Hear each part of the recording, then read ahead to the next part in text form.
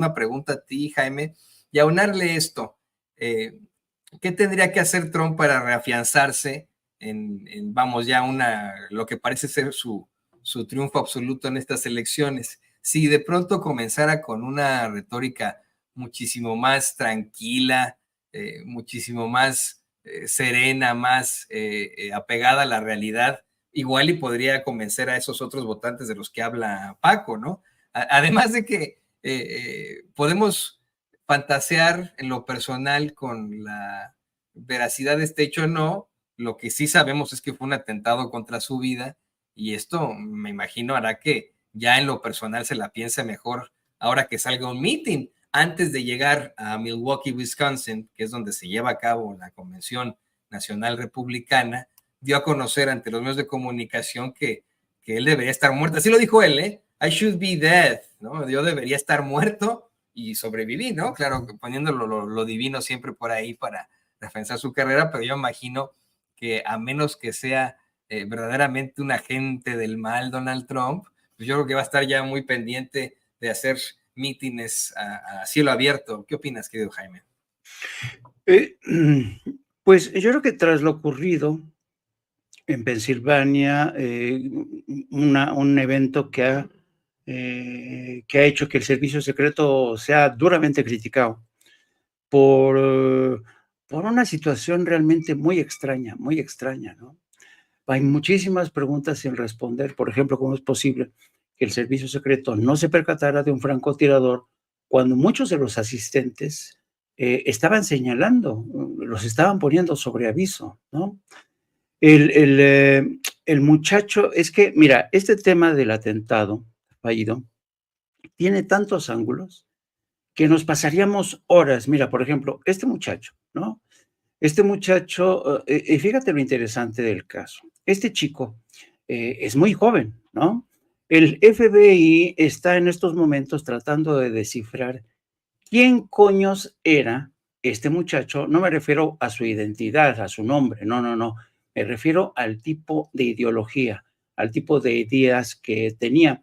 En estos momentos el FBI está trabajando para descifrar todo el contenido de su teléfono celular ahí en las centrales que tiene en Cuántico, en Virginia. Porque realmente es un chico que, si bien tenía presencia en las redes sociales, nunca se abría, nunca dejaba nunca escribía sobre sí mismo ni las ideas. Formaba parte de un club de armas, y además es un personaje muy contradictorio, porque al mismo tiempo que formaba parte de un club de armas, defensores de armas, al mismo tiempo trabajaba en un centro de ayuda para discapacitados. O sea, muy raro, muy raro. Entonces, en estos momentos el FBI está muy concentrado en descifrar el perfil ideológico, identitario de este muchacho. ¿Por qué? Porque desde hace muchos años, el FBI, que se había resistido durante décadas a reconocer la existencia de un problema creciente de terrorismo doméstico, ha tenido que elaborar una suerte de carta de navegación, una suerte de, de protocolo para identificar, para perfilar a los terroristas domésticos. El Paco Cruz, el maestro Paco Cruz, ha hecho mención del que quizá pueda considerarse como uno de los primeros terroristas domésticos. Es el caso de John Wilkes, que en 1865 atentó contra la vida del entonces presidente Abraham Lincoln. Desde entonces ha habido no uno, no dos, sino muchos casos de terroristas domésticos y figuras sobre todo que se les conoce como la figura del lobo solitario. John Wilkes, el que asesinó a Abraham Lincoln, era un agente del Ejército Confederado del Sur. Pertenecía al sur, ya saben, había suficientes afrentas y por eso se puede considerar, aunque bajo una luz muy prudencial, que Wilkes podría ser considerado como el primer terrorista doméstico en la historia de Estados Unidos. Hay otros más. Hace más de 10 años yo escribí un pequeño libro que se llama Los hijos del odio, que es un amplio ensayo sobre la historia del terrorismo doméstico que durante décadas Estados Unidos se ha negado a reconocer, porque desde siempre el terrorismo Estados Unidos lo ha tratado de vincular con el extranjero, ¿no? Sobre todo con el Islam, ¿no? Los recientes discursos de Trump y toda esta gente, conservadores, ahora vinculan el terrorismo con la frontera sur de México, que por ahí se pueden colar terroristas islámicos, terroristas de lo que sea, pero siempre le dieron la espalda al terrorismo doméstico. Y el terrorismo doméstico en Estados Unidos yo hice un enlistado tremendo de casos de terrorismo doméstico que causaron muchísimas víctimas, pero que Estados Unidos no quería reconocer que tenía un problema doméstico. ¿Por qué? Porque a reconocer que Estados Unidos seguía teniendo un grave problema de racismo, de exclusión, de segregación racial, segregación económica. Entonces, este problema estaba incrustado ahí.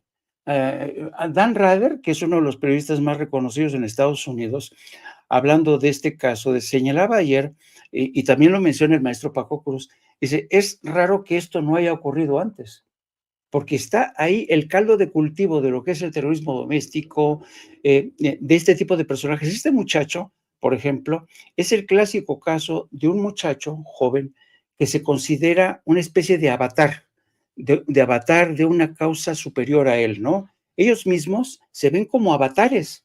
Esta generación de chicos que son de YouTube, de juegos en línea, se consideran a sí mismos como avatares, se creen como personajes de videojuegos violentos, ¿no? Entonces, y esto lo tiene perfectamente estudiado el FBI. Si uno se zambulle a meter los estudios que ha realizado el FBI, te dan todas estas pistas, ¿no? Cómo estos chicos se creen avatares de causas superiores.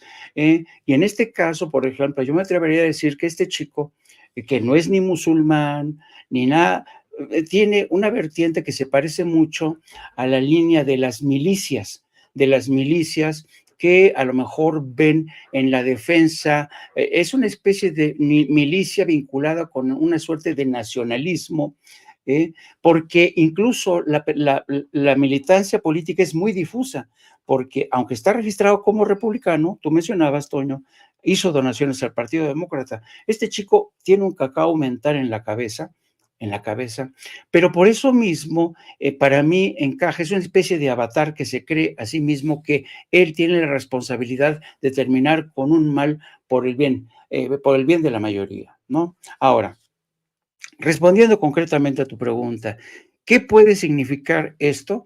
Yo creo que pues sí, pues lo más, digamos, en el corto plazo hay que pensar pues en la elección, en la victoria de Donald Trump.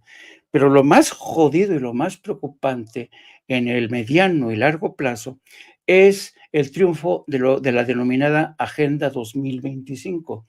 La Agenda 2025 es un proyecto que busca empoderar, devolverle al Ejecutivo todo el poder, pero esto no significa que el Ejecutivo, en este caso el presidente, tenga él las riendas del poder, no, significa que las grandes corporaciones van a estar controlando el poder ejecutivo.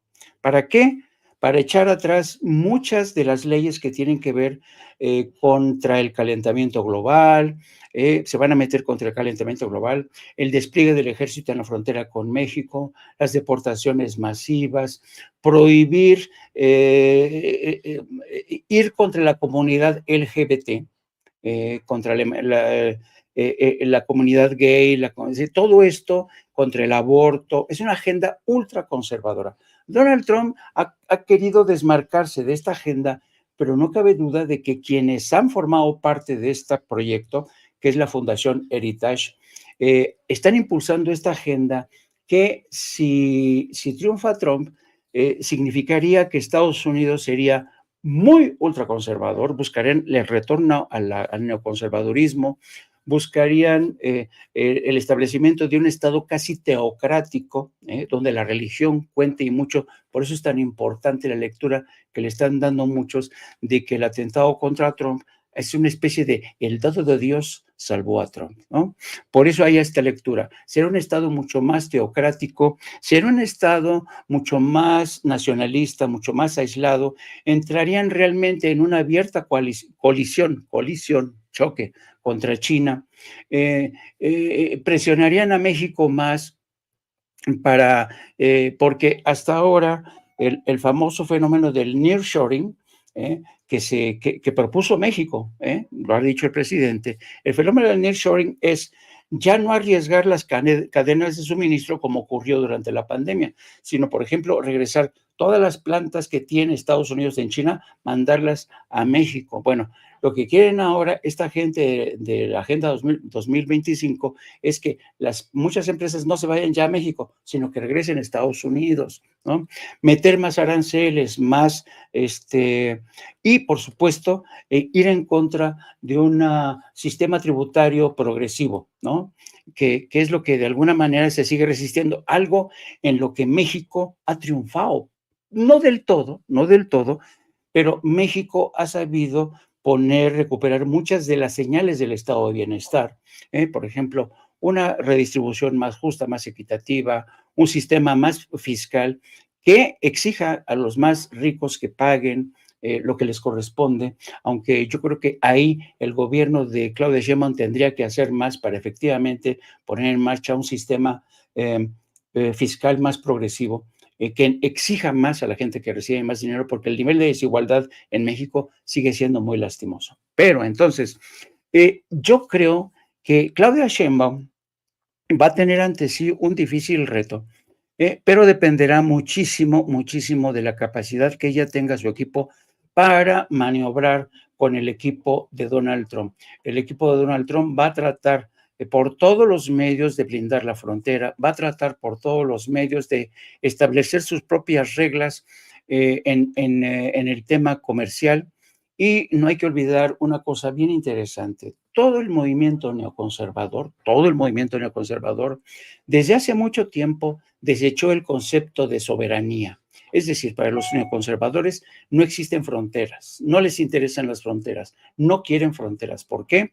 Porque las fronteras dificultan, son un obstáculo para sus planes en el plano energético, tener más petróleo, tener más reservas de litio para sus empresas. Entonces, México va a tener realmente un asedio continuo de estos grupos, y si tenemos en cuenta que en México los neoconservadores de Estados Unidos y las grandes corporaciones tienen como grandes aliados al sector conservador de México, que son sus tontos útiles, lo mismo en partidos como el PAN, lo mismo en partidos como el PRI, incluso como en el ya inexistente PRD, pero sobre todo en los medios de comunicación masivos, como el Reforma, el Universal, son los tontos útiles de estos grandes intereses corporativos que, si gana Trump, van a tratar de imponer la Agenda 2025, y aquí le paro porque ya me alargué mucho.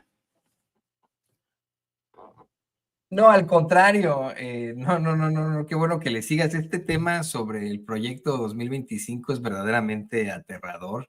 Lo venimos explorando desde la semana pasada y efectivamente Trump intenta una y otra vez deslindarse del mismo, pero quienes están detrás de ese proyecto 2025 son sus mismos pues idearios. Steve Bannon son esos personajes que estuvieron detrás de su gobierno, que fueron la mente maestra de su gobierno, de sus campañas, y pues para nada podríamos echarlo en saco roto. Ya para cerrar, y en estas conclusiones que hacemos ya breves, les pregunto precisamente sobre este proyecto 2025, Project 2025, así le llaman acá en Estados Unidos, bajo una premisa. El presidente López Obrador una y otra vez ha salido a decir que en campaña, al pensar en Donald Trump, los candidatos pueden decir muchas cosas, pero a la hora de los gobiernos hay una situación muy, muy distinta. Y es lo que nos han planteado una que otra persona en nuestros chats al tratar de defender a Trump, algo que yo no puedo entender, que venga de un mexicano que no sea masoquista, ¿no? En primer lugar. Y mi explicación para ellos de esto, de que supuestamente es un Trump que supuestamente ladra pero no muerde, es que sí nos mordió, sí separó a familias en la frontera, sí provocó una seria problemática en cuanto a cambio climático debido a que le abrió las puertas a sus amigos en las corporaciones para que hicieran y deshicieran sin ningún tipo de restricción. Sí hubo una persecución contra inmigrantes, sí hubo hasta cierto punto un enfrentamiento político grueso, sí se llegó a casi un golpe de Estado y tenemos que insistir en que puede ser que Trump sea un payaso que ladre pero no muerda, pero la gente que está detrás de él, como lo ha planteado el buen Jaime, están en definitiva con esta idea de un Estado fascista en los Estados Unidos que privilegiaría a la religión cristiana, que a los hombres blancos heterosexuales mayores de 30 años sobre las mujeres, que criminalizaría a la inmigración, que establecería campos de concentración, que buscaría, esto es parte del Project 2025, militarizar las escuelas públicas, ¿no? ¿Cuál es tu visión, Paco, sobre este proyecto 2025 y la relación que tendría con México?